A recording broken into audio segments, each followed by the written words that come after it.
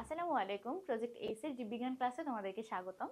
আজকে আমরা পড়ব জীববিজ্ঞান প্রথম চ্যাপ্টার প্রাণীর বিভিন্নতা ও শ্রেণীবিন্যাস। আমরা এর আগের ক্লাসে জেনেছি যে এই প্রাণী জগতের বিভিন্ন প্রাণীকে কোন কোন বৈশিষ্ট্যের উপরে ভিত্তি করে ভাগ করা যায়। এখন আমরা দেখব এই যে আমরা অনেকগুলো বৈশিষ্ট্যের উপরে ভিত্তি করে প্রাণীকে ভাগ করলাম, এই ভাগগুলো আসলে কি কি, এই সব কিছু নিয়ে আজকে আমরা একটু ডিটেলস জানবো। সো এর আগে বলি, প্রত্যেকটা প্রাণীকে চেনার জন্য তাকে কি দিতে হয়? তাকে নাম দিতে হয় না? সাপোজ আমরা এত মানুষ, একই প্রজাতির মধ্যে এতগুলো মানুষ, প্রত্যেকটির কি আলাদা আলাদা করে নাম আছে, যে নাম দিয়ে তোমরা তাকে চিনতে পারবা। সো অবশ্যই প্রাণী ক্লাসিফিকেশন করার আগে বা প্রাণী সম্পর্কে পড়াশোনা করার আগে সেই প্রাণীকে একটা নাম দিতে হবে। সো আমাদের আজকে প্রথম পড়া হচ্ছে প্রাণীর নামকরণ। এই যে প্রাণীর নামকরণ করা হয়, এই নামকরণটা কিভাবে করা হয়। নামকরণ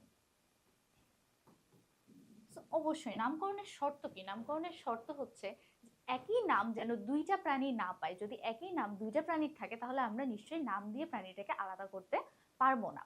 সো এই নামকরণের জন্য আমাদের কিছু রুলস মেনে চলতে হয়। এই রুলস গুলো বা এই নামকরণের প্রবর্তককে বা নামকরণ শুরু করেন বিজ্ঞানী ক্যারোলাস লিনিয়াস। Carolus Linnaeus.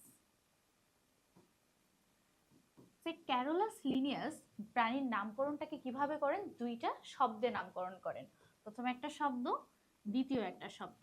প্রথম শব্দে লেখা থাকে সেই প্রাণীটা কোন গণের অন্তর্ভুক্ত, গণ।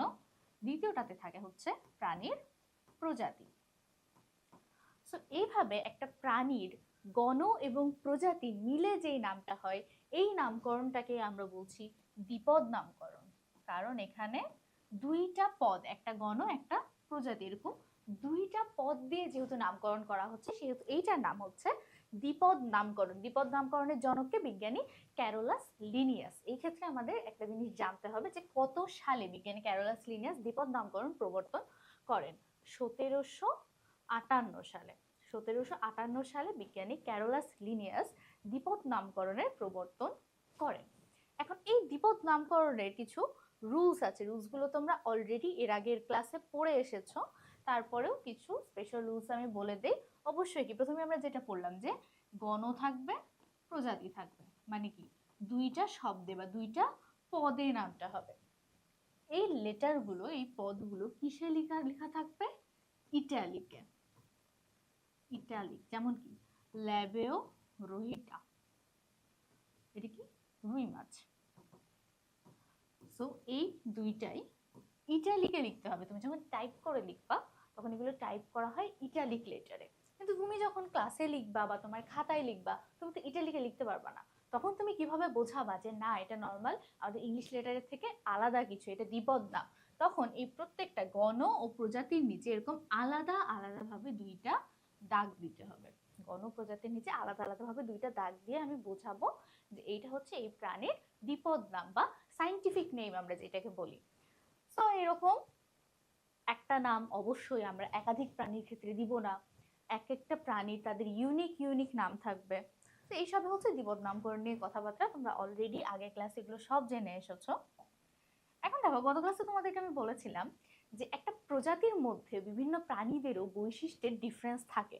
এখন এই পার্থক্য যদি খুব বেশি হয়, দেখা যাচ্ছে একই প্রজাতির প্রাণীদের মধ্যে পার্থক্য অনেক বেশি, সেই ক্ষেত্রে কি করা হয়? এই প্রজাতিটাকে আবার উপপ্রজাতিতে ভাগ করা হয়। প্রজাতিকে আবার ভাগ করা হয় কিসে? উপপ্রজাতি। তাহলে সেক্ষেত্রে প্রাণীর নামকরণে গণ থাকবে, প্রজাতি থাকবে, সাথে আরো একটা পদ অ্যাড হবে, এটা হচ্ছে উপপ্রজাতি। এখানে কয়টা পদ হলো? 1 2 3। তাহলে আমরা কি বলবো? এটাকে বলবো ত্রিপদ নামকরণ। এই ত্রিপদ নামকরণের প্রবর্তক কে? ত্রিপদ নামকরণের প্রবর্তক হচ্ছে বিজ্ঞানী স্লেজেল।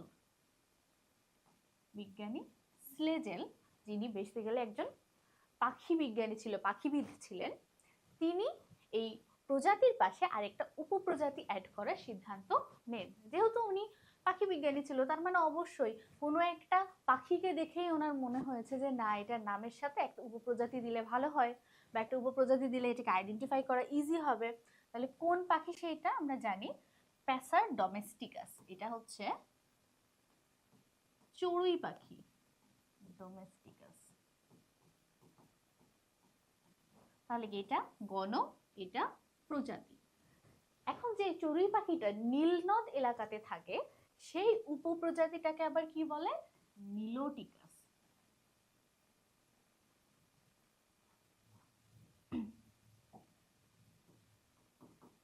নিলোটিকাস, নিলোটিকাস কেন, কারণ নীল নদের ধারে এরা থাকে।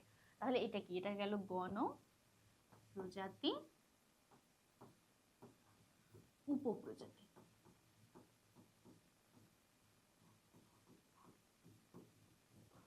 এরকম তিনটা পদ দিয়ে যখন নামকরণ হবে তখন সেটাকে আমরা বলবো ত্রিপদ নামকরণ। এই গেল নামকরণ নিয়ে যত কথাবার্তা আছে সব। এখন এই যে আমরা প্রাণীকে বিভিন্ন শ্রেণী বিভাগে ভাগ করছি, এই শ্রেণী বিভাগের ধাপগুলো কি কি এটা আমাদেরকে জানতে হবে। আমরা নিশ্চয়ই সব প্রাণীকে শুরুতেই প্রজাতিতে ভাগ করে ফেলছি না, শুরুতেই বিভিন্ন গণতে ভাগ করে ফেলছি না। প্রথমে একটা বড় ক্লাসিফিকেশন হবে, সেখান থেকে আবার প্রাণীদের বৈশিষ্ট্যর পার্থক্যের উপরে ভিত্তি করে আরো ছোট ছোট ক্লাসিফিকেশন করা হবে। এই ব্রড হেডিং, এটা হচ্ছে পুরো ধরো প্রাণী জগৎ। এই প্রাণী জগৎ থেকে এরকম কিছু ভাগ আমরা বের করলাম।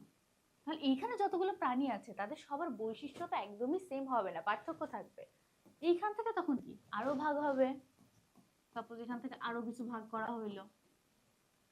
এই ভাগগুলোতে যে প্রাণীগুলো পড়লো তাদের মধ্যে আবার ভাগ হবে, তাদের বিভিন্ন বৈশিষ্ট্যের উপর ভিত্তি করে, বৈশিষ্ট্যগুলো আমরা অলরেডি পড়েছি।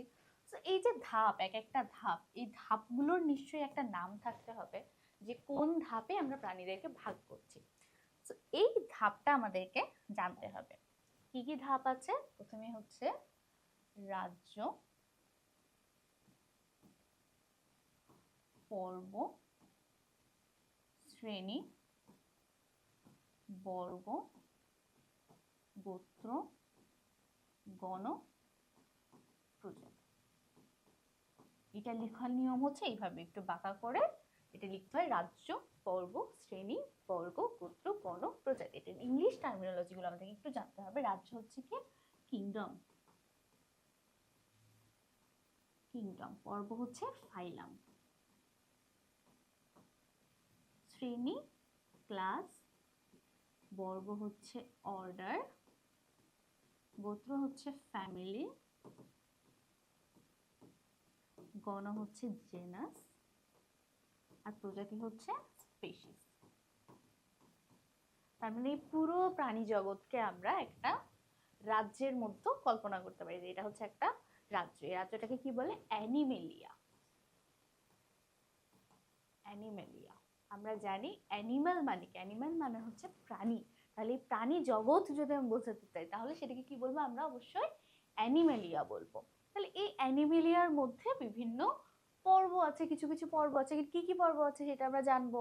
প্রত্যেকটা পর্বের আবার কিছু শ্রেণী আছে, প্রত্যেকটা শ্রেণীর আন্ডারে কিছু বর্গ আছে, বর্গের আন্ডারে কিছু গোত্র আছে, গোত্রের আন্ডারে আছে গণ, অ্যান্ড ফাইনালি গণের আন্ডারে আছে প্রজাতি। এই ব্রড হেডিং এ শ্রেণীবিন্যাসের ধাপ, ধাপ হচ্ছে এই কয়টায়, রাজ্য, পর্ব, শ্রেণী, বর্গ, গোত্র, গণ, প্রজাতি। আমার সাথে সবাই বলো একবার, রাজ্য, পর্ব, শ্রেণী, বর্গ, গোত্র, গণ, প্রজাতি। তো এই জিনিসটা আমাদেরকে জানতে হবে, এই হায়ারার্কিটা মেনটেন করতে হবে এইভাবে। ওকে, এবার আমরা চলে আসি ক্লাসিফিকেশনে। কিংডম কি বললাম সবার শুরুতে, কি রাজ্য বা কিংডম। আমাদের এই প্রাণী জগতের যে রাজ্য সেই কিংডমকে আমরা কি বলি, অ্যানিমেলিয়া বলি। এরপরে বাকি ক্লাসিফিকেশন গুলো অনেক বিজ্ঞানী অনেকভাবেই করেছে, তবে সবচাইতে গৃহীত যে ক্লাসিফিকেশনটা সেটা হচ্ছে হিকম্যান ক্লাসিফিকেশন। হিকম্যান ক্লাসিফিকেশন, এবং আমরা এই হিকম্যান ক্লাসিফিকেশনই পড়বো। এইটা হচ্ছে তোমাদের সেই হিকম্যান ক্লাসিফিকেশন। হিকম্যান সাহেব কি বললো যে এই অ্যানিমেলিয়া কিংডম, অ্যানিমেলিয়া কিংডমের মধ্যে আছে তিনটা ব্রাঞ্চ, মেসোজোয়া, প্যারাজোয়া, ইউমাটোজোয়া। দেখো আস্তে আস্তে অনুন্নত থেকে এটা উন্নতর দিকে যাবে। আমরা সবসময় বলেছি যে শ্রেণী বিন্যাসে সবসময় প্রাণীগুলো কি শুরু থেকে শেষ পর্যন্ত কি হয়, অনুন্নত। এটা আস্তে আস্তে আস্তে আস্তে বৈশিষ্ট্যগুলো উন্নত হয়। তাহলে শুরুতে যেহেতু মেসোজোয়া কি সবচাইতে অনুন্নত হবে, এটার কোষ সবচাইতে কম হবে, এখানে কোনো টিস্যু গঠিত হবে না, কোনো অঙ্গ গঠিত হবে না, সেই বৈশিষ্ট্যগুলোই এখানে বলে দিয়েছে।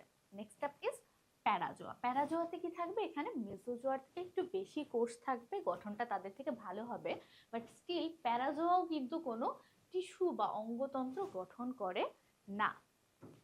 নেক্সট হচ্ছে লাস্ট হচ্ছে ইউম্যাটোজোয়া। আমরা কালকে বলেছি আগের ক্লাসে যে ইউম্যাটোজোয়া, ইউম্যাটোজোয়া,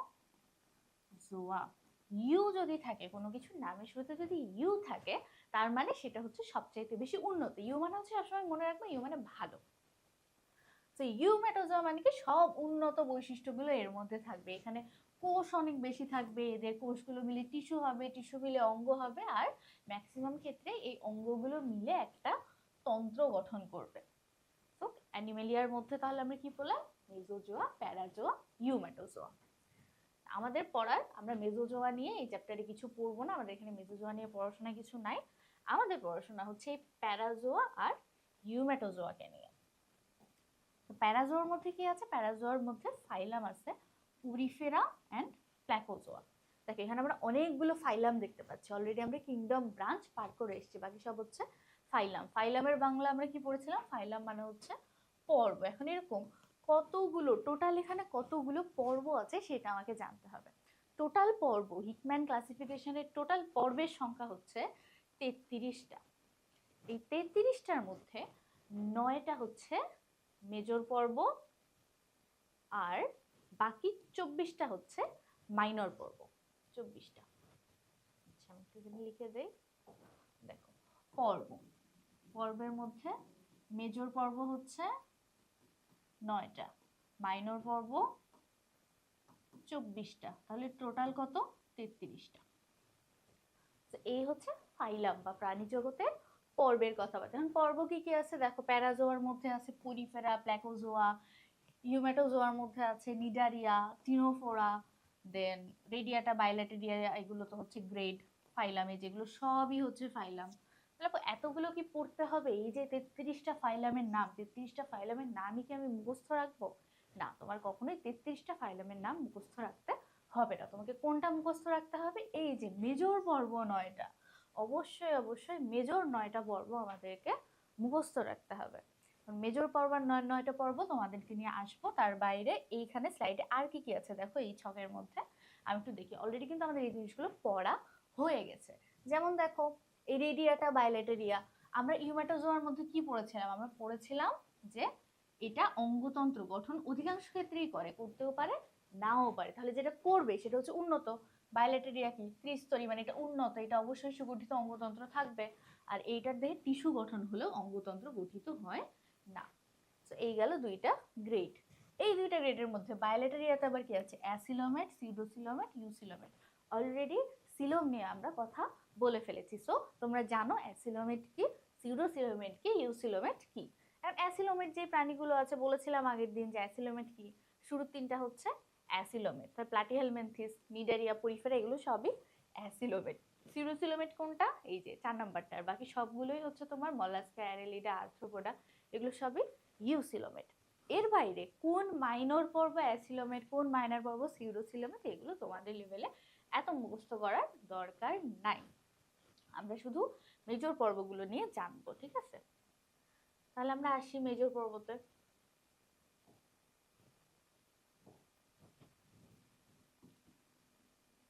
মেজর পর্ব এখন আমরা কিভাবে মনে রাখবো? মেজর পর্ব মনে রাখবো PCPN make. PCPN make, PCPN make, সবাই একসাথে কয়েকবার করে বলো। এরকম যখন একটা জিনিস তোমার মাথার মধ্যে ঢুকে যাবে, তখন তুমি চেষ্টা করলেও এটা বের করতে পারবে না, চেষ্টা করলেও ভুলতে পারবে না। বলো PCPN মেক, PCPN মেক। মেকে দেখো, মেকে কিন্তু দুইটা এ, PCPN মেক। তাহলে এবার আসি পি ফর কি। প্রথম পি ফর হচ্ছে পুরিফেরা, পুরিফেরা। সি ফর কি, সি ফর হচ্ছে নিডারিয়া।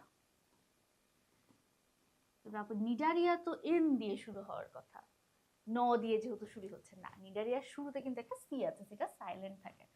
পরিফেরা গেল, নিডারিয়া গেল। Next P for Platyhelminthes.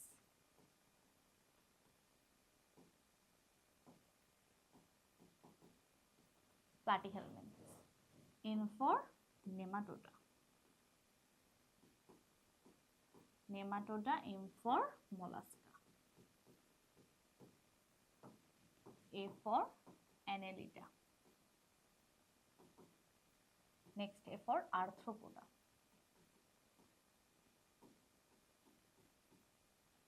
E তে হচ্ছে উপরে লিখতে, E তে হচ্ছে Echinodermata. আর লাস্ট ওয়ান C তে হচ্ছে Chordata. তাহলে কি বললাম? PCPN MEC.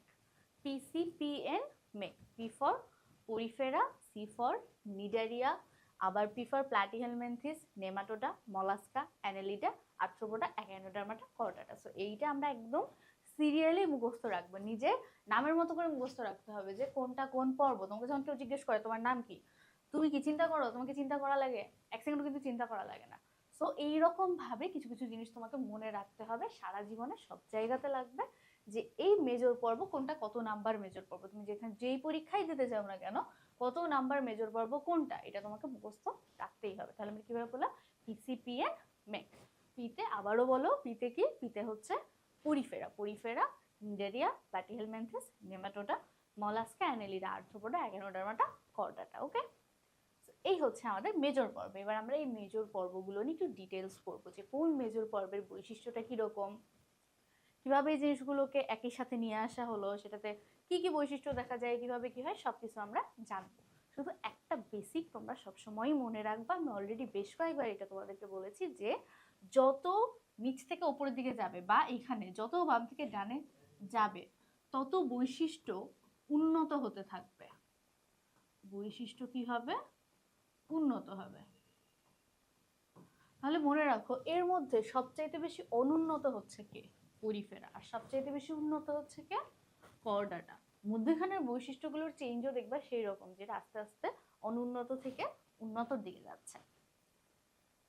তাহলে চলো আমরা এবার পড়ি এই মেজর পর্বগুলোর কিছু কমন বৈশিষ্ট্য। এইগুলো অলরেডি আমাদের পড়া হয়ে গেছে। তোমাদের একটা ছক করে দেওয়ার কারণ হচ্ছে তোমাদের গত ক্লাসে আমি কিছু টাস্ক দিয়েছিলাম যে তোমরা এরকম ভাবে ছক বানাবা।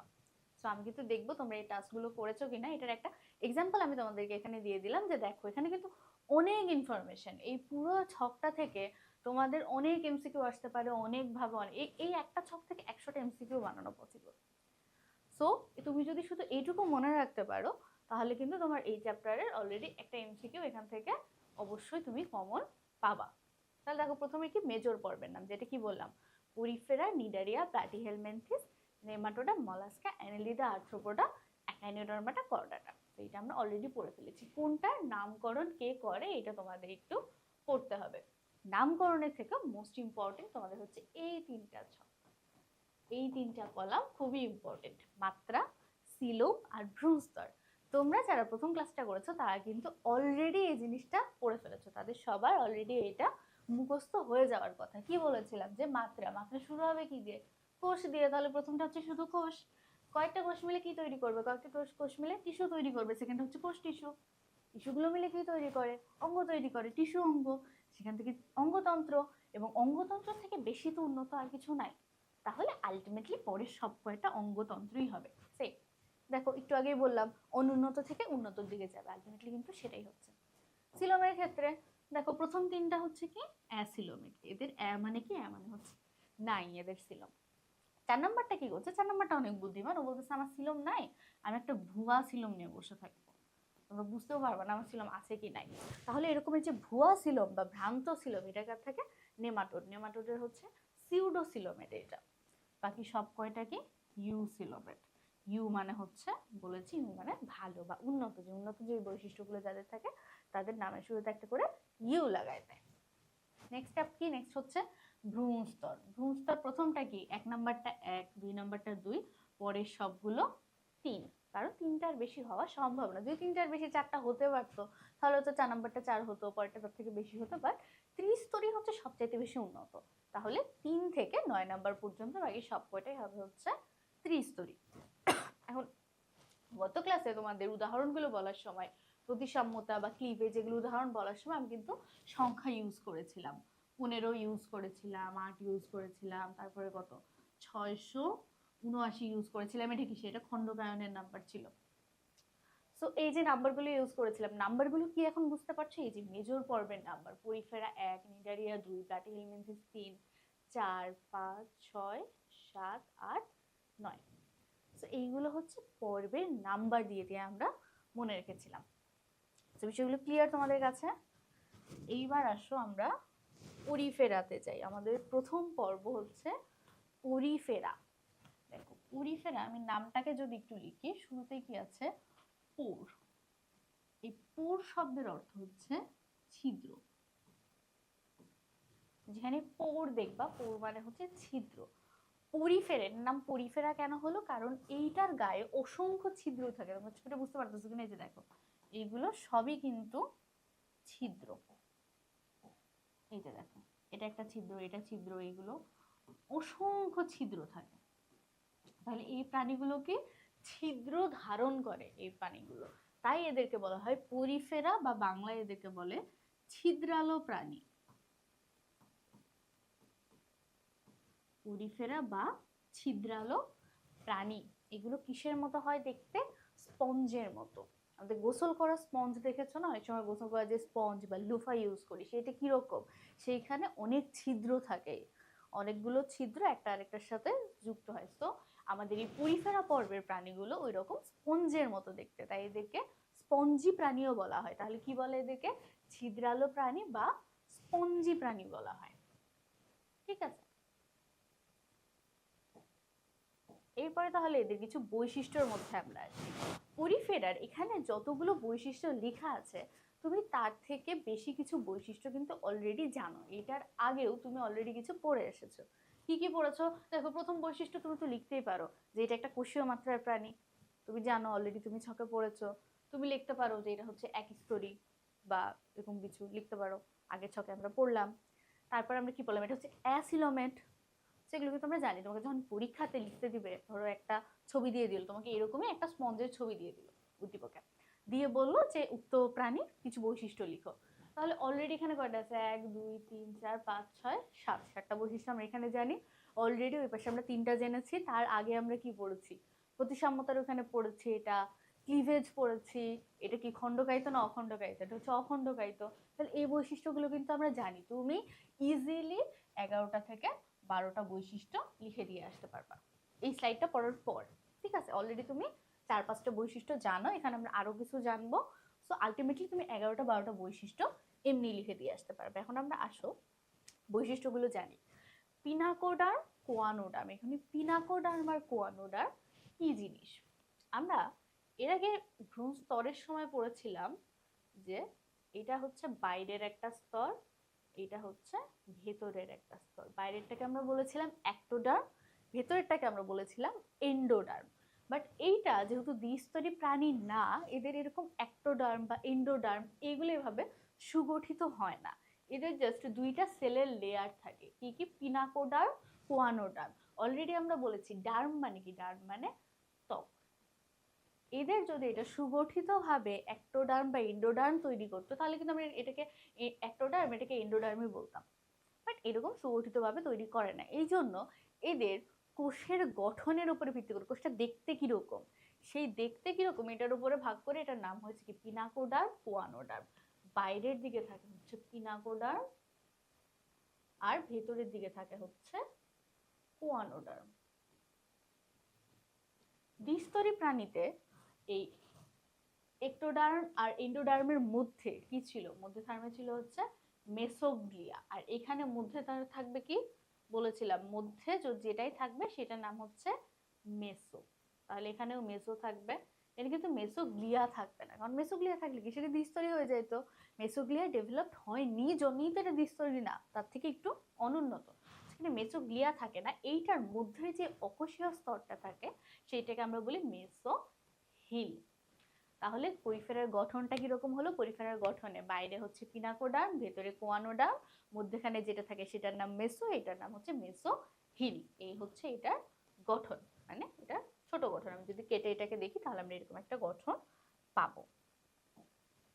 নেক্সট হচ্ছে কি অস্টিয়া। অস্টিয়া মানে কি? এই যে বললাম এদের অনেকগুলো ছিদ্র থাকে, ছিদ্রগুলোকে বলে কি অস্টিয়া।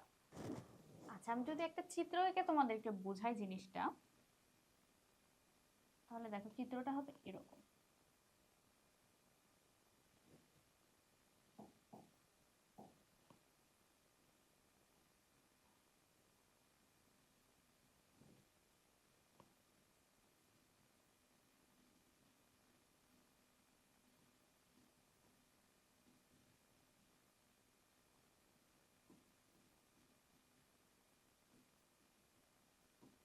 দেখো এরকম অসংখ্য ছিদ্র।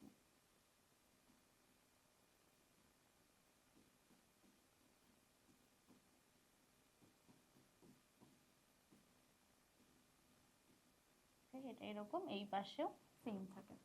আচ্ছা, চিত্রটা যদি আমরা দেখি, এটা হচ্ছে একটা পরিফেরা পর্বের প্রাণী। তো এই পরিফেরা পর্বের প্রাণীতে প্রথমে আমরা কি বললাম, এখানে অস্টিয়া থাকে। অস্টিয়া কোনটা? এই যে এখানে এতগুলো ছিদ্র আছে দেখছো, এই পুরোটাই কিন্তু ছিদ্র, এক একটা ছিদ্র, এরকম পুরোটাতে এরকম ছিদ্র থাকে। এই ছিদ্রগুলোকে আমরা বলি হচ্ছে অস্টিয়া। অস্টিয়ার পরে কি লেখা আছে? বৈশিষ্ট্যপূর্ণ নালীতন্ত্র। সবকটা বৈশিষ্ট্য তুমি এখান থেকেই জানতে পারবে। বৈশিষ্ট্যপূর্ণ নালীতন্ত্র, দেখো এটা একটা অস্টিয়া, এটা একটা অস্টিয়া, এটা একটা অস্টিয়া। আমি যদি এটাকে একটু বড় ভাবে করে আঁকি, এটা একটা অস্টিয়া। এরকম প্রত্যেকটা অস্টিয়া কি একটা একটার সাথে যুক্ত থাকবে না? কিভাবে থাকবে? এরকম, এরকম যুক্ত থাকলো, তারপর আবার এরকম যুক্ত থাকলো, এটার সাথে এটা যুক্ত থাকলো। তাহলে কি এখানে দেখো নালীর মতো তৈরি হচ্ছে না? এই অস্টিয়াগুলোকে যুক্ত করার জন্য কি নালী দরকার? এগুলো যখন একটা একটার সাথে যুক্ত হচ্ছে, অটোমেটিক এখানে নালী তৈরি হয়ে যাচ্ছে। তাহলে এখানে একটা বৈশিষ্ট্যপূর্ণ নালীতন্ত্র আছে। মানে নালীতন্ত্র দিয়ে কি পরিবাহিত হয়? নালীতন্ত্র দিয়ে পরিবাহিত হয় পানি। কারণ এই পরিফেরা পর্বের প্রাণীগুলো থাকে হচ্ছে পানিতে, ম্যাক্সিমামই থাকে সামুদ্রিক বা হচ্ছে সমুদ্রের পানিতে, আর কিছু কিছু থাকে হচ্ছে মিঠা পানিতে। বাট থাকে কোথায়? পানিতে। তাহলে এই যে নালী তৈরি করলো, এটা নালী তো একটা সংবহনতন্ত্র তৈরি করলো, মানে খুবই নন ডেভেলপমেন্টাল একটা নালীতন্ত্র তৈরি করলো। এই নালীতন্ত্র দিয়ে কি পাস হবে? পাস হবে হচ্ছে পানি। পানি সংবহনের জন্য নালীতন্ত্র তৈরি করে। তাহলে নালীতন্ত্রটা কিভাবে হলো বোঝা গেছে। এরপরে কি? এরপরে আমরা আসি স্পঞ্জোসিল। স্পঞ্জোসিল কোনটা? এই যে দেখো এই নালীগুলো তৈরি করে করে করে করে এই চ্যানেলটা একটা বড় গহ্বরের সাথে মিলিত হয়েছে না? এই ফাঁকা জায়গাটা ভেতরের, এই যে এই ফাঁকা জায়গাটা, এটা তো ফাঁকা এই জায়গাটা। আমরা গতকালকে ক্লাসে একটা কথা বলেছি, সিল। সিল মানে কি? সিল মানে ফাঁকা জায়গা। যখন আমরা সিলোম পড়েছি, সিল মানে হচ্ছে ফাঁকা জায়গা। তাহলে এই যে এই নালীগুলো মিলে একটা ফাঁকা জায়গাতে আসলে, এই ফাঁকা জায়গাটাকে আমি কি বলবো? সিল বলবো। কিসের seal? It is a sponge. আমরা শুরু থেকেই বলছি এটা হচ্ছে স্পঞ্জ। স্পঞ্জ, স্পঞ্জের যে সিল সেটাই হচ্ছে স্পঞ্জোসিল। তাহলে গেল অস্টিয়া। অস্টিয়াগুলো থেকে কি তৈরি হলো? বৈশিষ্ট্যপূর্ণ নালীতন্ত্র তৈরি হলো, যেটা পানি পরিবহন করবে। এই নালীতন্ত্রগুলো মিলিত হয়ে একটা মধ্যেখানে ফাঁকা গহ্বর তৈরি করলো, যেটার নাম হচ্ছে স্পঞ্জোসিল।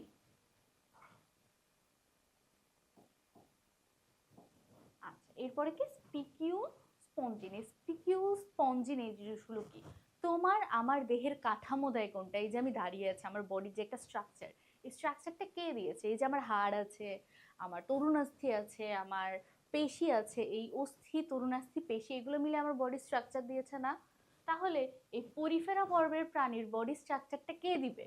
বডি স্ট্রাকচার দিবে এই স্পিকিউল স্পঞ্জিন। এইগুলো মিলে বডি স্ট্রাকচারটা তৈরি হবে। স্পঞ্জিন, স্পিকিউল, এগুলো স্পঞ্জিন এটা ধরনের প্রোটিন। এই প্রোটিনগুলো দিয়ে তার বডি তৈরি হবে। এবং এগুলো কি দিয়ে তৈরি? স্পিকিউল। স্পিকিউল হচ্ছে চুন দিয়ে তৈরি, একটা চুনময় পদার্থ।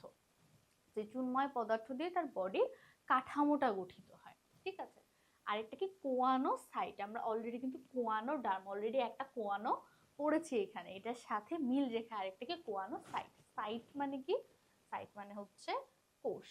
এই পরিফেরা পর্বের প্রাণীতে একটা বিশেষ ধরনের কোষ থাকে, যেটাকে আমরা বলি কোয়ানোসাইট। তাহলে যদি কোয়ানো রিলেটেড কিছু দেখো, কোয়ানোডার্ম, কোয়ানোসাইট সবই হচ্ছে এই পরিফেরার মধ্যে পড়বে। তাহলে গেল কোয়ানোসাইট, স্পঞ্জোসিল আমরা অলরেডি বলেছি। আর অ্যামফিব্লাস্টুলা, প্যারেনকাইমুলা, এগুলো হচ্ছে এটা লার্ভা দশা। এদের লার্ভা দশার নাম হচ্ছে অ্যামফিব্লাস্টুলা প্যারেনকাইমোলা। তাহলে পরিফেরা থেকে আমরা কি কি পড়লাম? পরিফেরা নাম থেকে বুঝতে পারছি পোর থাকে, পোর মানে ছিদ্র, এরা হচ্ছে ছিদ্রালো প্রাণী। এদের এই ছিদ্রগুলোকে আমরা কি বলছি? অস্টিয়া বলছি। অস্টিয়াগুলো একটা একটার সাথে যুক্ত হচ্ছে নালীতন্ত্র দিয়ে এবং যুক্ত হয়ে মধ্যখানে একটা ফাঁকা গহ্বর তৈরি করছে, যাকে আমরা বলছি স্পঞ্জোসিল। এরা যেহেতু এদের কোনো আলাদাভাবে স্তর নাই, দ্বিস্তর ত্রিস্তর, এরা এরকম না, সো এদের মানে খুব লুজলি এরকম সজ্জিত কিছু পিনাকোডার্ম থাকে, কোয়ানোডার্ম থাকে। অন্ততক, বহিতক বা একটোডার্ম, এন্ডোডার্ম এগুলো থাকে না। কি থাকে? পিনাকোডার্ম বাইরে, ভেতরে কোয়ানোডার্ম, মধ্যে মানে মেজো, তো মধ্যখানে থাকে মেজো হিল। আর এটার লার্ভা দশার নাম কি? অ্যামফিব্লাস্টুলা প্যারেনকাইমোলা। এই হচ্ছে তোমার পরিফেরার বৈশিষ্ট্য সম্পর্কিত কথাবার্তা। এর বাইরে তোমরা কিছু কিছু বৈশিষ্ট্য অলরেডি পড়েছো। এই যে এটা যে কোষীয় মাত্রার, তারপরে এদের ক্লিভেজ কিরকম হয়, এদের প্রতিসাম্যতা কিরকম হয়, খণ্ডকায়ন কিরকম হয়, এই জিনিসগুলো তোমরা অলরেডি পড়েছো। তো এখান থেকে পরিফেরার যাবতীয় যত বৈশিষ্ট্য তোমাদের দরকার সেগুলো তোমাদের মনে থাকবে। সবসময় বৈশিষ্ট্য পড়ার সময় দেখবা বইয়ে কিছু লাইন বোল্ড করা আছে, বা আমি তোমাদের এখানে কিছু বৈশিষ্ট্যের কিছু ওয়ার্ড দিয়ে দিয়েছি, ওয়ার্ডগুলো মনে রাখার চেষ্টা করবে। যেমন অস্টিয়া, এই ওয়ার্ডটা কিন্তু তুমি অন্য কোনো পর্বতে পাবা না, শুধুমাত্র পরিফেরাতেই পাবা। এখন এমসিকিউ এর জন্য তোমার তো জানার দরকার নাই অস্ট্রিয়া জিনিসটা কি, এটা তোমার রিটেনের জন্য দরকার। এখন সাপোজ তোমার মনে নাই ওই মুহূর্তে, বাট তারপরেও তোমার যদি শুধু মনে থাকে অস্ট্রিয়া ওয়ার্ডটা পরিফেরার মধ্যে, তাহলেই তো তুমি এটার আনসার করতে পারবা। এমসিকিউ গুলোর জন্য এইভাবে পড়তে হবে, অ্যাটলিস্ট ওয়ার্ডগুলো মাথার মধ্যে সাজায় রাখা লাগবে। রিটেনের জন্য যা যা ব্যাখ্যা দরকার সেগুলো তো তোমাদেরকে বললামই। এখান থেকে একটা ছোট ইনফরমেশন, সেটা হচ্ছে কি পরিফেরা পর্ব। আমরা কি জানি পর্ব থেকে কি হয়? শ্রেণী হয়। পরিফেরা পর্বের শ্রেণী কয়টা? পরিফেরা পর্বের শ্রেণী হচ্ছে তিনটা, ক্যালকেরিয়া, হেক্সাঅ্যাক্টিনিডিডা আর হচ্ছে ডেসমোস্পঞ্জি। এই তিনটা হচ্ছে এটা ক্লাসের আলাদা করে বৈশিষ্ট্য কোনো দরকার নেই যে কোন ক্লাসের বৈশিষ্ট্য কি, এটা তোমাদের লাগবে না। তোমাদের ব্রড হেডিংয়ে শুধুমাত্র পরিফেরা পর্বের বৈশিষ্ট্য পড়লে ইনাফ। আচ্ছা, নেক্সট স্টেপ, আমাদের নেক্সট পর্বের নাম কি ছিল? Porifera. C for Cnidaria, Porifera Cnidaria. তাহলে এই নিডারিয়া পর্বের প্রাণীগুলো, পরিফেরা পর্বের প্রাণীগুলো আমরা কোথায় বললাম? এগুলো হচ্ছে সবই পানিতে থাকে, ম্যাক্সিমামই সমুদ্রের পানিতে, কিছু থাকে হচ্ছে মিঠা পানিতে। এই নিডারিয়া পর্বের প্রাণীগুলো, এইগুলো ম্যাক্সিমামই থাকে হচ্ছে পানিতে। এবং পানিতে থেকে এরা কি তৈরি করে? এরা একটা গুরুত্বপূর্ণ জিনিস তৈরি করে, সেটা হচ্ছে কি প্রবাল এবং প্রবাল প্রাচীর। আমাদের দেশের একমাত্র প্রবাল প্রাচীর কোনটা? Saint Martin. তো এই সেন্ট মার্টিনের যে প্রবালগুলো আমরা দেখতে পাই, প্রবালগুলো তৈরি করে কে? এই নিডারিয়া পর্বে যে প্রাণী আছে সেই প্রাণীগুলোই হচ্ছে প্রবাল তৈরি করে। কত পার্সেন্ট তৈরি করে? 25% নিডারিয়ান প্রাণী হচ্ছে এই প্রবালগুলো তৈরি করে প্রবাল দ্বীপ তৈরি করতে পারে। তো অবশ্যই কিছু আছে সামুদ্রিক, তার বাইরে কিছু কি থাকবে? কিছু স্বাদু পানির থাকবে, যেগুলো কি প্রবাল তো তৈরি করবে না সেগুলো। তাহলে 20টা প্রজাতি হচ্ছে স্বাদু পানির। এখানে এই কয়েকটা সংখ্যা আমাদেরকে মনে রাখতে হবে যে 25% হচ্ছে সামুদ্রিক প্রবাল তৈরি করে, আর এই পুরো নিডারিয়া পর্বের মধ্যে যতগুলো প্রজাতি আছে তার 20টা প্রজাতি হচ্ছে স্বাদু পানিতে থাকে বা মিঠা পানিতে থাকে, এগুলো সামুদ্রিক নোনা পানিতে বাঁচতে পারে না। এখন যেহেতু এটা সমুদ্রতে থাকে, সমুদ্রতে এত সুন্দর আমাদের একটা পর্যটন স্পট, সেটা কি তৈরি করে? প্রবাল তৈরি করে। তো এইটার কিছু কিছু নাম দেয়া হয়েছে। নামটা কিসের উপরে ভিত্তি করে দেওয়া হয়েছে জানো? এদেরকে দেখতে কিরকম? যেমন কিছু কিছু নিডারিয়ান দেখতে এরকম পাখার মতো, এই এমন পাখার মতো। এটাকে কি বলে? এটাকে বলে সামুদ্রিক পাখা। এরকম এরা কিরকম দেখতে সেটার উপরে বেস করে এদের কিছু নাম দেওয়া হয়েছে। এটা বলবো অপর নাম বলতে পারি, বা এদের কিছু প্রাণীর নাম বলতে পারি। সেটা কি? সাগর কুসুম, সমুদ্রের পাখা, সামুদ্রিক অ্যানিমন, সমুদ্রের ফুল, সামুদ্রিক কলম, সামুদ্রিক বল্লা। আর প্রবাল তো আছেই, প্রবালও এটার সাথে অ্যাড হবে, প্রবাল। অপশানে এগুলোর মধ্যে যে কোনোটা দেখতে পাবা। সাগর কুসুম দেখতে পাও, পাখা, অ্যানিমন, ফুল, কলম, বল্লা সবই হচ্ছে নিডারিয়ান। সো বহুপদীতে তোমাদের এরকম আসতে পারে যে নিচের কোনটি নিডারিয়া পর্বের প্রাণী নয়, বা নিচের কোনটি নিডারিয়া পর্বের প্রাণীর অপর নাম নয়। সেখান থেকে এই তিনটা দিল, সাথে হচ্ছে অন্য কিছু একটা দিয়ে দিল। সে অন্য কিছু কি দিতে পারে এটা আমরা পড়বো পরে স্লাইডগুলোতে, আমরা জানবো যে অন্যান্য পর্বের প্রাণীতেও এরকম সমুদ্র দিয়ে কোনো নাম আছে কিনা। কারণ সমুদ্রতে তো শুধু নিডারিয়া থাকে না, অন্যান্য পর্বের প্রাণীরাও তো থাকে।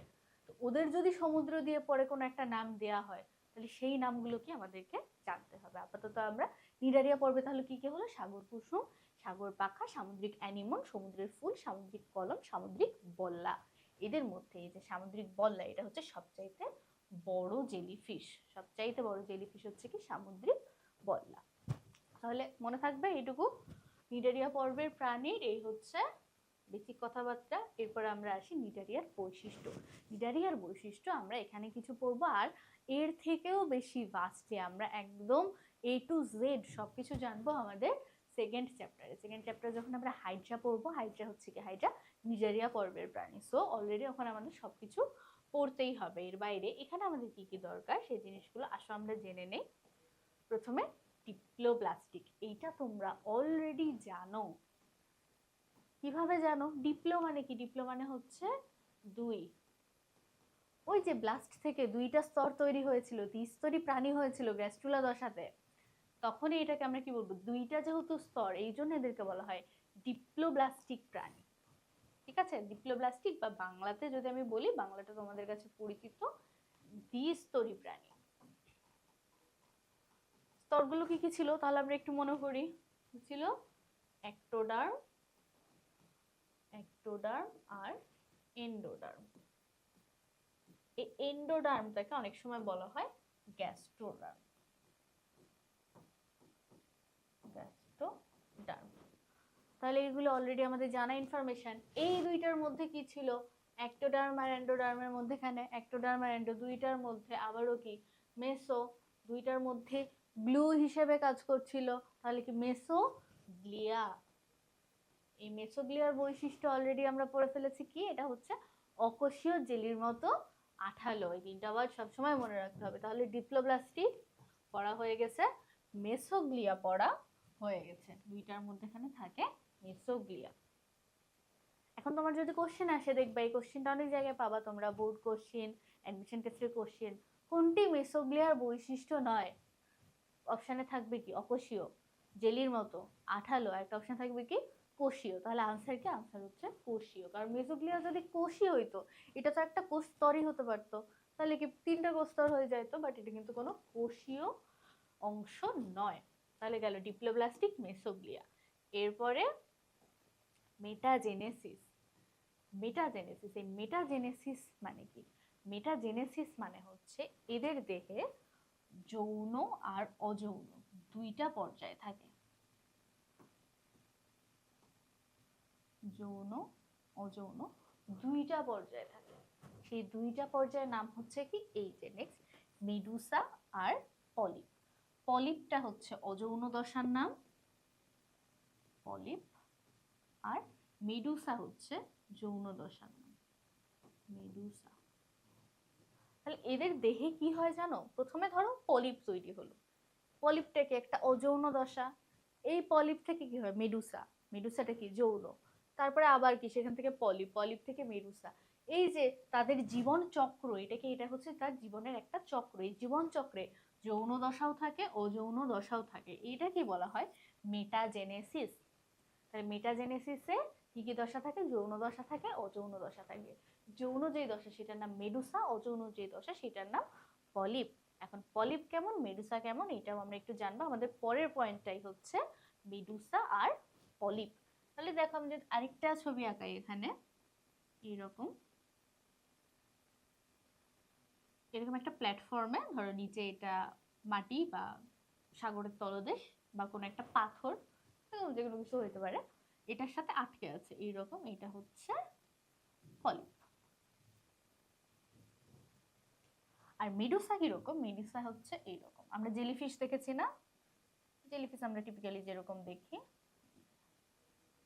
এটা হচ্ছে কি? এটা মেডুসা। তাহলে এটা পলিপ, এটা হচ্ছে মেডুসা। তাহলে ছবিটা দেখেই তোমরা আমাকে বলো তো, কোনটা মুক্ত সঞ্চারণশীল, ইচ্ছা মতো এদিক ওদিক যেতে পারবে, কোনটা? পলিপ নাকি মেডুসা? পলিপ কিন্তু এই যে একটা প্ল্যাটফর্মে আটকে আছো, কিন্তু চাইলে ইচ্ছা মতো এদিক ওদিক ঘোরাঘুরি করতে পারবে না। বাট মেডুসা, মেডুসা এমন এমন এমন এমন করে এদিক যাবে, ওইদিক যাবে, ওইদিক যাবে। একটা জেলিফিশের কথা চিন্তা করো, চোখ বন্ধ করে। জেলিফিশটা একটা জায়গায় থাকে না, এটা কি জেলিফিশের মতো দেখতে হয়েছে না? তো জেলিফিশের যে দশাটা, এটা হচ্ছে মেডুসা দশা। তাহলে যেটা আমরা দেখতে পাই, এটা কিন্তু যে কোনো জায়গায় যাইতে পারবে। তাহলে মেডুসা মতে হচ্ছে মুক্ত সঞ্চারণশীল। তাহলে মেডুসা হচ্ছে মুক্ত সঞ্চারণশীল দশা। তাহলে পলিপ কি হবে? পলিপ হচ্ছে নিশ্চল। তাহলে পলিপ আর মেডুসার মধ্যে ডিফারেন্সটা বোঝা গেছে। পলিপ হচ্ছে নিশ্চল, মেডুসা হচ্ছে মুক্ত সঞ্চারণশীল। মেডুসা হচ্ছে যৌন দশা, পলিপ হচ্ছে অযৌন দশা। ঠিক আছে, এরপরে নেক্সট হচ্ছে সিলেন্টেরন। সিলেন্টেরন কি? আর কিছু না জানলেও সিলেন্টেরনের শুরুতে এই যে সিল আছে, সিল মানে তো আমরা জানি নাকি, বলো সিল মানে কি? সিলেন্টেরন, আবারও আমরা সিল পেয়েছি একটা, রাইট? তাহলে সিল মানে কি?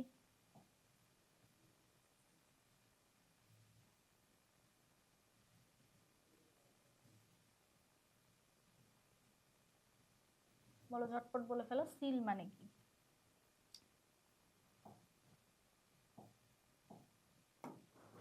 সিল মানে আমরা পড়েছিলাম কি, সিল মানে হচ্ছে ফাঁকা জায়গা। দেখো এটা আমরা পড়েছিলাম, এটা কি দ্বিস্তরী প্রাণীর গঠন। বাইরেরটা একটোডার্ম, ভেতরেরটা এন্ডোডার্ম বা গ্যাস্ট্রোডার্ম, আর ভেতরেরটা হচ্ছে দুটার মধ্যে মেসোগ্লিয়া। তাহলে দেখো তো ভেতরের এই যে এই জায়গাটা, এই স্পেসটা, এন্ডোডার্মের ভেতরের যে স্পেসটা, এটা কি একটা ফাঁকা গহ্বর না? ফাঁকা জায়গা না এটা? তাহলে যে কোনো ফাঁকা জায়গাকে আমরা কি বলি? সিল বলতে পারি, রাইট? সিল বলতে পারি। সিল, সিলের সাথে কি লেখা? এন্টেরন বা এন্টেরো। এন্টেরো এন্টেরো বাংলাতে কি মনে হয়, কি শোনায়? অন্ত্র। অন্ত্র, অন্ত্র মানে কি আমাদের পরিপাক নালী। যেহেতু এখানে পরিপাক হয়, সেই জন্য এই সিলটাকে বা এই ফাঁকা জায়গা, যেই ফাঁকা জায়গায় পরিপাক হয় সেই ফাঁকা জায়গাকে আমি কি বলবো? ফাঁকা মানে সিল, পরিপাক হচ্ছে জন্য অন্ত্র বা হচ্ছে এন্টেরো। তাহলে সিলেন্টেরন, এই সিলেন্টেরন একটা ফাঁকা জায়গা। নিডারিয়া পর্বের প্রাণীতে এন্ডোডার্মের ভেতরে এরকম একটা ফাঁকা জায়গা থাকে, সেই ফাঁকা জায়গাটাকে আমি বলি সিলেন্টেরন। তাহলে কেন নাম সিলেন্টেরন হলো, কোথায় অবস্থিত, কি করে, এই সব কিছু আমরা জানলাম। এই সিলেন্টেরন বেসিক্যালি এদের পরিবহন তন্ত্র প্লাস পরিপাক তন্ত্র দুইটা হিসেবেই কাজ করে। সিলেন্টেরনের ডিটেলস আমরা পরের চ্যাপ্টারে হাইড্রের সময়ও আবারও পড়বো। আর এখানে তো আমরা গঠনটা দেখেই ফেলাম যে কোন জায়গাটা সিলেন্টেরন, এই জায়গাটা হচ্ছে সিলেন্টেরন। এবার আসো নিডোব্লাস্ট। নিডোব্লাস্ট কি? নিডোব্লাস্ট, নিডোব্লাস্ট হচ্ছে এই যে এটার বাইরের ত্বকে একটোডার্মে কিছু কোষ থাকে। এই একটোডার্মে কিছু কোষগুলোর কাজ কি? কোষের কাজ হচ্ছে তাদের আত্মরক্ষা করা, খাবার সংগ্রহ করা, শিকার করা, এই ধরনের বিভিন্ন কাজের জন্য থাকে কি নিডোব্লাস্ট। নিডোব্লাস্ট থেকে কি তৈরি হয়? নিডোসাইট। সাইট মানে পরিণত কোষ, আর ব্লাস্ট হচ্ছে অপরিণত কোষ। তাহলে নিডোব্লাস্ট থেকে নিডোসাইট তৈরি হবে। এটা কি থাকবে? একটোডার্মে থাকবে। এটার মধ্যে কি থাকবে? এটার মধ্যে থাকবে হচ্ছে নেমাটোসিস্ট। এই নেমাটোসিস্টই হচ্ছে মেইনলি এদের খাবার খাওয়া, আত্মরক্ষা, শিকার ধরা, এইসব কাজ করবে কে? নেমাটোসিস্ট। নেমাটোসিস্ট কয় টাইপের বা হচ্ছে তোমার নিডোসাইট কয় ধরনের, কি কোনটার পার্ট কি, কি কাজ, সব আমরা ডিটেলস পড়বো হাইড্রা পড়ার সময়। তাহলে নিডারিয়া পর্বের প্রাণীদের বৈশিষ্ট্য আমরা জানতে পারলাম। এটা ডিপ্লোব্লাস্টিক, মেসোগ্লিয়া আছে, মেটাজেনেসিস, মেডুসা ও পলিপ, সিলেন্টেরন, নিডোব্লাস্ট। এই গেল নিডারিয়া। নিডারিয়াতে কি কি ক্লাস আছে? নিডারিয়া ক্লাস হচ্ছে চারটা: হাইড্রোজোয়া, সাইফোজোয়া, কিউবোজোয়া আর অ্যান্থোজোয়া। কি কি পড়লাম আমরা? হাইড্রোজোয়া, স্কাইফোজোয়া, কিউবোজোয়া আর অ্যান্থোজোয়া। এই চারটা হচ্ছে নিডারিয়া ফাইলামের অন্তর্গত চারটা ক্লাস বা চারটা শ্রেণী। আমাদের পরের পর্ব কি? পরের পর্ব হচ্ছে প্লাটিহেলমিনথেস। সো এখানে তোমরা একটা 1 মিনিটের পজ নাও। পজ নিয়ে আগের পড়াগুলো রিকল করো। পরিফেরাতে আমরা কি পড়লাম, নিডারিয়াতে আমরা কি পড়লাম, কোন বৈশিষ্ট্যগুলো কেন কিভাবে আসলো। সো এরপরে আমরা আসবো আমাদের 3 নাম্বার পর্ব। 3 নাম্বার পর্বে কি পড়ছিলাম? P C P. তাহলে সেই পি ফর কি? প্লাটিহেলমিনথেস। তাহলে আসো, প্লাটিহেলমিনথেস। প্লাটি, প্লাটি শুনে কেমন প্লেট প্লেট মনে হচ্ছে না? প্লাটি, বা প্লেট। প্লেট কিরকম হয়? প্লেট হয় চ্যাপ্টা, তো গোল হয় না বা হচ্ছে স্কোয়ার শেপ কিছু হয় না। প্লেট কিরকম হয়? প্লেট হয় চ্যাপ্টা। তাহলে এদেরও এরা হচ্ছে কি চ্যাপ্টা, এদের গঠনটা হচ্ছে চ্যাপ্টা। যেমন ধরো এই পেনটা কিন্তু চ্যাপ্টা না, এটা কিরকম? এটা হচ্ছে গোল বা নলাকার, গোল হয়ে এটা নলাকার আকার ধারণ করেছে। এই জিনিসটাকে যদি আমি এইভাবে চেপে দেই, চেপে দেওয়া গেলে এটা কি হয়ে যেত? এটা চ্যাপ্টা হয়ে যেত, তাহলে চ্যাপ্টা। আর হেলমিন্থ, হেলমিন্থ মানে হচ্ছে ক্রিমি। হেলমিন্থ, হেলমিন্থ মানে হচ্ছে ক্রিমি। তাহলে প্লাটি হেলমিনথিস নামের মধ্যে আমি কি পাচ্ছি? এটা চ্যাপ্টা ক্রিমি। তাহলে চ্যাপ্টা ক্রিমির যে পর্ব, সেই পর্বটার নামই হচ্ছে প্লাটি হেলমিনথিস। তাহলে প্লাটি হেলমিনথিসে কি কি আছে কি না আছে সবকিছু আমরা এখন ডিটেলস জানব। তাহলে শুরুতেই দেখো প্লাটি হেলমিনথিস পথে, প্লাটি হেলমিনথিস পথে হচ্ছে পরজীবী। আমরা গত ক্লাসে পড়েছি কি যে জীবনযাত্রার উপরে ভিত্তি করে প্রাণী 4 প্রকারের ছিল, তার মধ্যে একটা ছিল কি পরজীবী। আমাকে একটু কমেন্টে জানাও যে পরজীবীর ইংলিশ টার্মিনোলজিটা আমরা কি বলেছিলাম। এটা আমি এখন আর তোমাদেরকে বলে দিচ্ছি না, ফার্স্ট ক্লাস থেকে যারা পড়েছো, যারা পরে করেছো আমাকে জানাও পরজীবীর ইংলিশ টার্মিনোলজিটা কি। এরপরের বৈশিষ্ট্য কি? প্রথম ত্রিস্তরী। আগের যে দুইটা আমরা পড়েছিলাম ওই দুইটা কি, সেকেন্ডটা ছিল দ্বিস্তরী, প্রথমটা কোনো সেরকম স্তর ছিল না বা একস্তরী আমরা বলতে পারি। আর এইটাকে, এইটা হচ্ছে প্রথম ত্রিস্তরী প্রাণী। তাহলে কোনটা? 3 নাম্বারটাই প্রথম ত্রিস্তরী, প্লাটিহেলমিনথিস। ট্রিপ্টোব্লাস্টিক কি? ওই যে 3টা লেয়ার থাকে। কি কি লেয়ার থাকে? বাইরে এন্ডোডার্ম, বাইরে একটোডার্ম, ভেতরে এন্ডোডার্ম, মধ্যখানে মেসোডার্ম, 3টা লেয়ার থাকে, তাই এটাকে বলে ট্রিপ্টোব্লাস্টিক। আর প্যারেনকাইমা কি? প্যারেনকাইমা হচ্ছে দেখো দুইটা অঙ্গ, এই এটার ফাঁকা জায়গাতে বা এই মেসোডার্ম থেকে বিভিন্ন অঙ্গ তৈরি হয়। ধরো দুইটা অঙ্গ, এটা হচ্ছে অঙ্গ এ, এটা হচ্ছে অঙ্গ বি। দুইটা অঙ্গর মধ্যে কিছু কোষ থাকে, কিছু কোষ দিয়ে এই ফাঁকা জায়গাটা পূরণ থাকে। এই কোষগুলোকে কি বলে? এই কোষগুলোকে বলে প্যারেনকাইমা সেল। প্যারেনকাইমা সেল, এই জন্য শুরুতে লেখা প্যারেনকাইমা।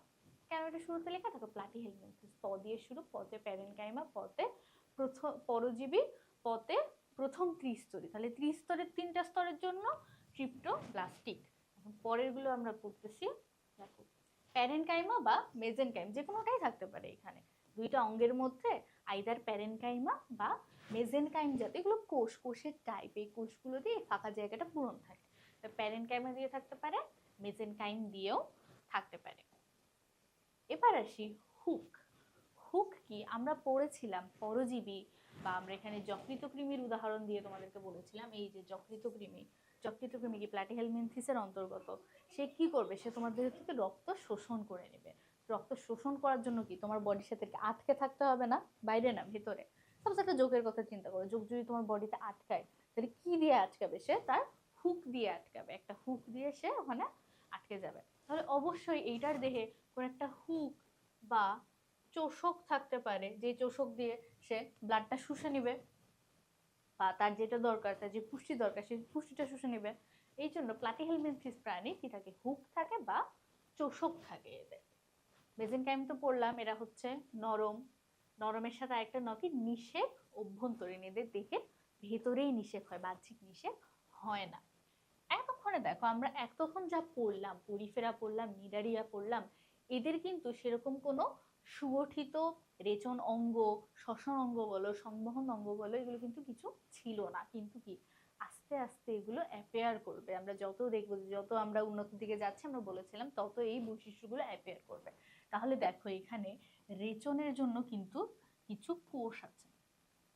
রেচনের জন্য কি আছে? শিখা কোষ বা কি বলে ফ্লেম সেল, ফ্লেম সেল। আর কি সেলেনোসাইট সমৃদ্ধ প্রোটোনেফ্রিডিয়া।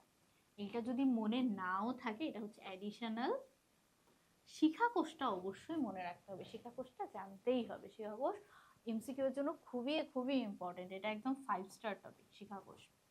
তাহলে দেখো আমরা কি বললাম, এটা কোন স্তর ছিল বলো তো? কোষীয় মাত্রা কি ছিল? এটা ছিল হচ্ছে টিস্যু অঙ্গ, তাই তো 3 নাম্বারটা ছিল টিস্যু অঙ্গ। তাই দেখো আস্তে আস্তে কিন্তু এদের টিস্যুগুলো ডেভেলপ হওয়া শুরু করেছে। আগে কোথাও কিন্তু এরকম রেচনের জন্য আলাদা কোনো টিস্যু বা আলাদা কোনো কোষ ছিল না। তাহলে এখানে রেচনের জন্য একটা অ্যাড হলো, বাট সেটাও কি তুলনামূলক অনুন্নত, কোনো অঙ্গ কিন্তু তৈরি হইতে পারেনি, এখানে জাস্ট শিখাকোষ, এই শিখাকোষ দিয়ে এদের রেচন সম্পন্ন হয়। তাহলে বলো এটা যদি টিস্যু অঙ্গ মাত্রার হয়, এটাতে কি সংবহন বা শ্বাসতন্ত্র থাকা সম্ভব? এর নামেই বলতেছে তো, বা এদের বৈশিষ্ট্যের মধ্যে আছে এটা টিস্যু অঙ্গ, এদের মধ্যে তো কোনো তন্ত্র থাকা পসিবলই না, তাহলে এখানে সংবহন বা শ্বসনতন্ত্র থাকবে না। এই হচ্ছে বেসিক প্লাটিহেলমিনথিসের বৈশিষ্ট্য, এবং কি এদের লার্ভা দশা বিদ্যমান, এদের কিছু লার্ভা থাকে। তাহলে এইটাকে আমি যদি একটু সাজিয়ে তোমাদেরকে বলি, শুরুতেই হচ্ছে কি প্লাটিহেলমিনথিসের প দিয়ে প্যারেনকাইমা, পরজীবী, প্রথম ত্রিস্তরী, তিনটা স্তর জন্য ত্রিস্তরী থেকে ট্রিপ্টোব্লাস্টিক। হেলমিনথিস বা ট দিয়ে ট্রিপ্টোব্লাস্টিক মনে রাখতে পারো। হেলমিনথিস হতে হচ্ছে কি এদের হুক আছে, লতে কি লার্ভা দশা বিদ্যমান। এরপরে নতে কি এরা নরম, নিষেক, অভ্যন্তরীণ। আর শতে হচ্ছে এদের শিখাকোষ থাকে, সংবহন শ্বসনতন্ত্র থাকে না। তাহলে এদের নাম থেকে এদের সব কয়টা বৈশিষ্ট্য আমরা মুখস্থ করতে পারবো। আরেকবার আমরা একটু ক্লিয়ারলি দেখি প্লাটিহেলমিনথিস। তাহলে পতে কি, পতে তিনটা এদের প্যারেনকাইমা থাকে, পরজীবী, প্রথম ত্রিস্তরী। টতে কি ট্রিপ্টোব্লাস্টিক, হতে হুক আছে, লতে লার্ভা দশা বিদ্যমান। নতে হচ্ছে কি এরা নরম, নিষেক, অভ্যন্তরীণ। মতে হচ্ছে কি মেসেনকাইম। আর শতে লাস্ট শিখাকোষ থাকে, শিখাকোষ কি রেচন অঙ্গ হিসেবে এটা ইউজ করে। আর সংবহন শ্বসনতন্ত্র থাকে না। ক্লিয়ার? নাম থেকে আমরা এতগুলো বৈশিষ্ট্য, এখানে 10-12টা যা বৈশিষ্ট্য আছে, এটার সাথে তো তোমরা ওই যে আবার দিবা এটা টিস্যু অঙ্গ মাত্রার, এইটার হচ্ছে ত্রিস্তরী তো এখানে লিখাই আছে, এটা প্রতিসাম্যতা এরকম, এটার খণ্ডকায়ন এরকম, সব তো এটার সাথে দিবাই, ওইগুলো আলাদা করে আর বলছি না। এখানে এখানে একটু তোমাদের কনফিউশন হয় এইটার উদাহরণে। উদাহরণ কি আছে দেখো, উদাহরণটা তোমরা নেমাটোডার সাথে একটু কনফিউজড হও, যে দুইটাই কৃমি, কৃমির দুইটা পর্ব আছে, একটা হচ্ছে প্লাটিহেলমিনথিস, একটা হচ্ছে নেমাটোডা। তাহলে কোন কৃমি কোথায়? এখানে একটা ট্রিক হচ্ছে, তুমি শুধু একটাই মনে রাখবা, যেমন প্লাটিহেলমিনথিসের যতগুলো বৈশিষ্ট্য আছে তুমি সেই সব কয়টা বৈশিষ্ট্য করবা, কারণ কি নেমাটোডা থেকে প্লাটিহেলমিনথিসের বৈশিষ্ট্য তোমাদের বই একটু কম দেয়া। সো তুমি যদি এই কয়টা পড়ে ফেলো, তাহলে এর বাইরে যা যা আছে সবই নেমাটোড। বুঝতে পারছো আমি কি বলছি?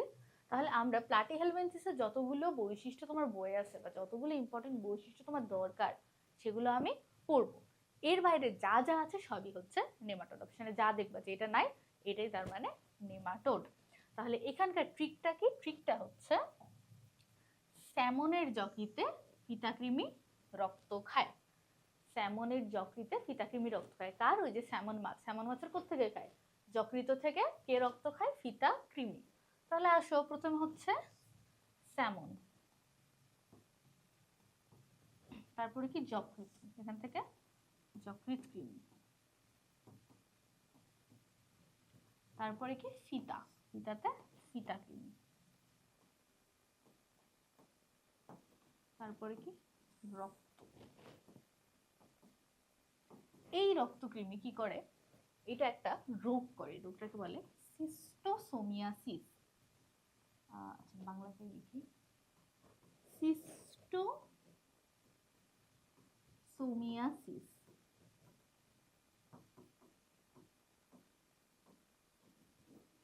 তাহলে দেখো এটুকু তোমরা একটু লিখে নাও, এই যে এখানে ট্রিক্সটা দেয়া আছে, এই ট্রিক্সটা একটু তোমরা লিখে রাখো, তোমাদের বইয়ে লিখে রাখো, বই লিখে রাখাটা তোমাদের জন্য বেশি কনভিনিয়েন্ট। তাহলে এই যে যতগুলো এখানে আমরা দেখলাম, এই সব কয়টা উদাহরণের বাইরে যা যা উদাহরণই থাকবে না কেন, সবই হচ্ছে আমরা বলবো এগুলো নেমাটোডার উদাহরণ। তাহলে কি গেল? রক্তকৃমি, যকৃতকৃমি, ফিতাকৃমি, স্যামন কৃমি, সব কয়টাই প্লাটিহেলমিনথিসের অন্তর্গত। প্লাটিহেলমিনথিস আরেকটা বলতে পারে কি, আমরা অলরেডি পড়ে আসছি, চ্যাপ্টাকৃমি। এই চ্যাপ্টাকৃমি তো এটার নাম, এটার অপর নামই চ্যাপ্টাকৃমি, আলাদা করে বলার কিছু নাই। তাহলে এই সব কয়টা হচ্ছে এটার উদাহরণ। নাম থেকে আমরা বৈশিষ্ট্য পাবো, আর উদাহরণগুলো এই নেমোনিকটা থেকে আমরা মুখস্থ করে রাখবো। আচ্ছা, আমাদের আজকে লাস্ট যেই পর্বটা আমরা পড়বো সেটা হচ্ছে নেমাটোডা। আমরা অলরেডি জেনেছি যে প্রাণী জগতে কৃমি জাতীয় যত প্রাণী আছে সেসব প্রাণীগুলোকে আমরা দুইটা পর্বে ভাগ করেছি। একটা আগেরটা আমরা যেটা বললাম প্লাটিহেলমিনথিস, আর নেক্সট হচ্ছে নেমাটোডা। প্লাটিহেলমিনথিস পড়ার সময় আমি তোমাদেরকে একটা কথা বলেছি যে হেলমিন্থ, এই হেলমিন্থ মানে হচ্ছে কৃমি। তাহলে তোমাদের অনেকের মনে কোশ্চেন আসতে পারে, আচ্ছা আপু এইটাও যদি কৃমির একটা পর্ব হয় তাহলে এইটার নামে হেলমিন্থ নাই কেন? আচ্ছা হেলমিন্থ নাই, ভালো কথা, আমরা হেলমিন্থ দিয়ে দেই।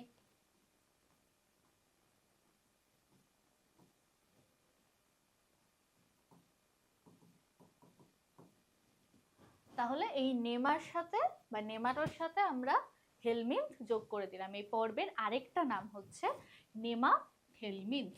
তাহলে নেমাটোডা যা, নেমাথেলমিন্থ তাই, একই জিনিস, দুইটাই হচ্ছে কৃমি জাতীয় পর্বের প্রাণী, দুইটার নাম একই রকম, হেলমিন্থ মানে কৃমি। তাহলে দুইটাই যদি কৃমি জাতীয় প্রাণী হয়, এদেরকে আলাদাভাবে আমরা কেন দুইটা পর্বে নিলাম? কারণ কি দুইটার গঠন আলাদা। প্লাটিহেলমিনথিস আমরা বলেছিলাম কিসের মতো? প্লাটি মানে প্লেটের মতো, প্লেটের মতো যেগুলো চ্যাপ্টা সেগুলো হচ্ছে প্লাটিহেলমিনথিস। আর যেগুলো নলের মতো, এই যে এমন দেখো, এটা কি একটা নলের মতো না? এমন একটা নলের মতো, যেমন এই কলমটার কথা যদি চিন্তা করে, যদি দুই পাশে এরকম কোনা হয়ে যায় তাহলে এটা একটা নলের মতো না? পাইপ যেরকম, তো সেই রকম নলের মতো যে কৃমিগুলো সেইটাকে আমরা রেখেছি এই নেমাটোডার মধ্যে। তাহলে আমরা আসি যে নেমাটোডা পর্বে কি কি বৈশিষ্ট্য আছে। অখণ্ডকায়িত, বলো যে তোমরা এটা জানো না যে নেমাটোডা অখণ্ডকায়িত। অবশ্যই আমরা এটা অলরেডি অনেকবার পড়ে আসছি। সিউডোসিলোমেট, এই যে কতবার যে আমি বললাম নেমাটোডা হচ্ছে সিউডোসিলোমেট, ভ্রান্ত সিলোমযুক্ত, একমাত্র ভ্রান্ত সিলোমযুক্ত মেজর পর্ব হচ্ছে নেমাটোডা। তাহলে এটি কি সিউডোসিলোমেট? আমরা অলরেডি পড়েছি এটা দ্বিপার্শ্বীয় প্রতিসম। আবারও যদি দেখতে চাও দেখো, এটাকে যদি আমি মধ্যখান দিয়ে যেভাবে ভাগ করি তাহলে কি দুইটা সমান ভাগে ভাগ হয়ে যাচ্ছে না? এটা এখানে পেঁচানো আছে তাই আমি ধরে টেনে এটাকে সোজা করে দিলেই হবে। তাহলে কি দুইটা সমান হাফে ভাগ হয়ে যাচ্ছে। আমি যদি এইভাবে ভাগ করি, এই তলে ভাগ করি, তাহলে কি দুটো সমান ভাগ হইলো? দুটো কিন্তু সমান ভাগ হলো না। তাহলে মধ্যখান দিয়ে আমরা দুই পাশে ভাগ করি, তাই এটি কি দ্বিপার্শ্বীয় প্রতিসম। এরপরে কি নলাকার দেহ, আমরা অলরেডি বলে ফেলেছি এটাকে প্লাটিহেলমিনথিস থেকে আলাদা করার মেইন কারণই হচ্ছে এটার দেহ নলাকার, আর প্লাটিহেলমিনথিস হচ্ছে চ্যাপ্টা। তাহলে এই যে নলাকার একটা দেহ চিন্তা করো, যে নলাকার একটা দেহ, তার হচ্ছে মধ্যখানটা একটু চ্যাপ্টা, তাহলে আমি এইভাবে আঁকি এটাকে, হ্যাঁ এরকম, ঠিক আছে? তাহলে এই গেল নলাকার দেহ। ভেতরে কি থাকবে? পৌষ্টিক নালী থাকবে। খেয়াল করে দেখো আমরা কিন্তু অলরেডি উন্নত হওয়া শুরু করেছি, আগের কোনোটারই কিন্তু পৌষ্টিক নালী ছিল না, এটা কিন্তু একটা পৌষ্টিক নালী আছে। তাহলে শুরুতেই কি একদম উন্নত কয়েলের মতো পৌষ্টিক নালী হবে? হবে না। তো শুরুতে পৌষ্টিক নালীটা কি হবে? একদম এই যে সোজা একটা পৌষ্টিক নালী থাকবে এখানে। আচ্ছা আমি এটা একটু অন্য কালার দিয়ে যদি তোমাদেরকে দেখাই, তাহলে দেখো এই যে এরকম একটা সোজা ব্লু কালারটার হচ্ছে পৌষ্টিক নালী। তাহলে পৌষ্টিক নালী থাকবে, আগেরগুলো তো ছিলই না, এটা তো তাও আছে, পৌষ্টিক নালী একটা গঠন আছে। তো দেখো তো বাইরে এটা একটা নল না? বাইরে একটা নল, বললাম নলের মতো গঠন, নলের ভেতরে এই সোজা পৌষ্টিক নালী মনে হচ্ছে আরেকটা নল। তাহলে এটা গঠনটা কিরকম? নলের ভেতরে আরেকটা নল, এই জন্য এদের গঠনটাকে বলা হয় নলের ভেতর নল। বোঝা গেল? তাহলে কেন এটাকে আমরা নলের ভেতর নল বলছি? কারণটা হচ্ছে এটাই, হচ্ছে ইলাস্টিন নির্মিত দেহ। এদের দেহতে ইলাস্টিন নামক প্রোটিন থাকে, যেগুলো বডিটাকে ইলাস্টিসিটি দেয়, এটা বড় হতে পারে, টানলে বড় হয়, ইলাস্টিসিটি দেয়। এই ইলাস্টিসিটি দেয় কোন প্রোটিন? Elastin protein. এই ইলাস্টিন প্রোটিন দিয়ে এদের দেহটা বা দেহ কাঠামো তৈরি হয় কি ইলাস্টিন প্রোটিন দিয়ে। এরপর কি একলিঙ্গ যৌন দ্বিরূপতা বিদ্যমান। এটা মানে কি? দেখো প্লাটিহেলমিনথিসে যে জিনিসটা ছিল আগের পর্ব, প্লাটিহেলমিনথিস পিসিপিএন, তাহলে পিএন পি ফর প্লাটিহেলমিনথিস, এটা হচ্ছে নেমাটোডা। তাহলে প্লাটিহেলমিনথিস আমরা কি বলেছিলাম? ওটা চ্যাপ্টা, এটা হচ্ছে নলাকার। এগুলো আমরা অলরেডি এখানে যা যা আলাদা বৈশিষ্ট্য আছে সে আলাদা বৈশিষ্ট্যগুলো পেয়ে গেছি। এইটার সাথে এটার আরেকটা বৈশিষ্ট্য হচ্ছে এইটা উভলিঙ্গ ছিল, উভলিঙ্গ, আর এটা হচ্ছে একলিঙ্গ। যত উন্নত হতে থাকবে তত প্রাণী একলিঙ্গ হতে থাকবে। একলিঙ্গ মানে কি? একটা দেহে শুধুমাত্র হয় পুরুষের বৈশিষ্ট্য থাকবে বা স্ত্রীর বৈশিষ্ট্য থাকবে, এটাই হচ্ছে উন্নত বৈশিষ্ট্য। মানুষের কথা চিন্তা করো, মানুষের কিন্তু পুরুষ এবং স্ত্রীর বৈশিষ্ট্য একটা দেহে থাকে না, আলাদা আলাদা দেহে থাকে। বাট যেগুলো নিম্ন শ্রেণীর প্রাণী সেগুলো একই প্রাণীর দেহের মধ্যে দুইটা বৈশিষ্ট্য থাকে, তার মানে কি উভয় লিঙ্গ অবস্থান করে। এই জন্য এই প্লাটিহেলমিনথিস হচ্ছে একটা উভলিঙ্গ প্রাণী। এখান থেকে একটু উন্নত হয়েছে নেমাথেলমিনথিস বা নেমাটোডা, তাই সেই নেমাটোডা হচ্ছে এক লিঙ্গ। যৌন দ্বিরূপতা মানে কি দুই ধরনের, এখানে এই যে দুই ধরনের যে বৈশিষ্ট্য দেখা যায় এটাকে আমরা আলাদাভাবে যৌন দ্বিরূপতা বলছি। তাহলে এখানে আমরা কি পেলাম, কিছু উন্নত বৈশিষ্ট্য পেলাম, পৌষ্টিক নালী পেলাম, যদিও সেটা নলাকার, বাট পেয়েছি তো, তাই না? কিন্তু এখানে কিন্তু শ্বসনতন্ত্র সংবহনতন্ত্র থাকবে না। একই সাথে জাম্প দিয়ে একদম উন্নত হয়ে যাবে অনুন্নত থেকে, এই জিনিসটা হয় না। এটাকে আস্তে আস্তে হয়, আস্তে আস্তে এটার বৈশিষ্ট্যগুলো উন্নত হতে থাকে। তাহলে এখানে কিছু উন্নত বৈশিষ্ট্য পেয়েছি, বাট স্টিল এখন পর্যন্ত শ্বসনতন্ত্র সংবহনতন্ত্র কিন্তু ডেভেলপ করে নাই। আরেকটা ইম্পর্টেন্ট কথা আমি তোমাদের দুইটার মধ্যে বলে দেই, যে কৃমি জাতীয় যে প্রাণীগুলো সেটা বোথ প্লাটিহেলমিনথিস প্লাস নেমাটোডা এই দুইটারই দেহের বাইরে একটা আবরণ থাকে। বুঝছে না, এই যে উন্নত হচ্ছে একটু একটু করে উন্নত হচ্ছে, বাকিগুলোর কিন্তু দেহে কোনো আবরণ ছিল না, এগুলো দেহে আবরণ থাকে। আবরণটার নাম কি? আবরণের নাম হচ্ছে কিউটিকল। কিউটিকল জাতীয় আবরণ থাকে দেহের বাইরে। এই যে দেখো বাইরে একটা কিউটিকলের আলাদা আবরণ, এই যে কিউটিকলটা, এটার কোথায় আমরা বললাম কিউটিকুলার আবরণ থাকে। তাহলে কোথায়? যে কোনো কৃমি জাতীয় প্রাণীতে, বোথ প্লাটিহেলমিনথিস এন্ড নেমাটোডাতে আমি এই কিউটিকলটা পাবো। সো এই হচ্ছে আমাদের আজকে আমরা 4টা মেজর পর্ব পড়লাম। আমরা যদি একটু রিক্যাপিচুলেট করি শুরুতে, তাহলে আমরা কি পড়েছিলাম? কিংডমের পরে আসি কিছু ফাইলাম। আমাদের যে অর্ডারটা ছিল সেটা কি ছিল? রাজ্য, পর্ব, শ্রেণী, বর্গ, গোত্র, গণ, প্রজাতি। আমার সাথে সবাই একটু রিক্যাপিচুলেট করে ফেলো। আর সেটা ইংলিশ টার্মিনোলজি গুলো আমরা শিখেছিলাম। তাহলে এই প্রাণী জগতের কিংডম কি? অ্যানিমেলিয়া। অ্যানিমেলিয়াকে আমরা বিভিন্ন ফাইলামে ভাগ করেছি। ফাইলামগুলোর মধ্যে টোটাল কয়টা? হিকম্যান সাহেব ভাগ করে দিয়েছে আমাদেরকে 33টা টোটাল পর্ব, সেখান থেকে 9টা মেজর 24টা মাইনর। আমরা এত মাইনর পর্ব পড়বো না, শুধু মেজর পর্ব পড়বো। মেজরের মধ্যে কি পড়েছিলাম? পি সি পি এন মেক, M A A E C, PCPN মেক। আজকে আমরা কি পড়লাম? আজকে আমরা পিসিপিএনটা শেষ করলাম, পরিফেরা, নিডারিয়া, প্লাটিহেলমিনথিস, নেমাটোডা, এই কয়টা।